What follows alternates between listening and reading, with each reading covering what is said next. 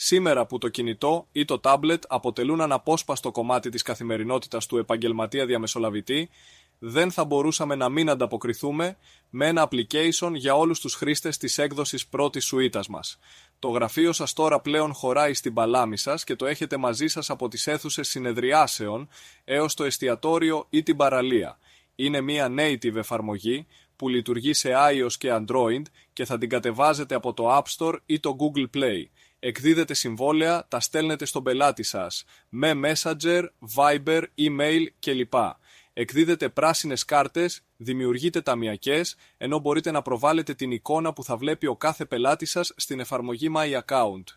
Είμαστε πολύ περήφανοι για αυτή τη λειτουργικότητα και θα συνεχίσουμε να εργαζόμαστε πάνω σε αυτό, γιατί όπως έχουμε πει για εμάς, η στροφή της διαμεσολάβησης στον καταναλωτή είναι πλέον μονόδρομος. Τώρα πλέον που όλα γίνονται μέσα από το κινητό, είναι πολύ σημαντικό για τον επαγγελματία να μπορεί να ανταποκριθεί στα αιτήματα των πελατών του όταν δεν βρίσκεται στο γραφείο του, με λίγες απλές κινήσεις μέσα από το κινητό του τηλέφωνο. Πολύ σύντομα θα είναι διαθέσιμη η εφαρμογή B2C και για τον καταναλωτή και θα μπορεί να τη διαθέτει ο διαμεσολαβητής στον πελάτη του. Η εφαρμογή B2B θα είναι διαθέσιμη στο App Store και Play Store, για iOS και Android αντίστοιχα, στο τέλος του πρώτου εξαμήνου του 2025.